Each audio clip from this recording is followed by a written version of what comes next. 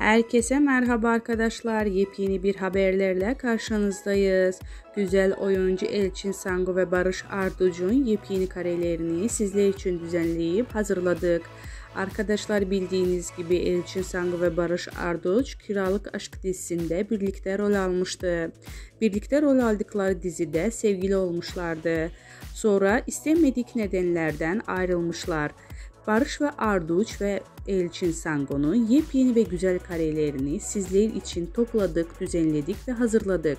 Buyurup izleyebilirsiniz. Umarım beğenirsiniz.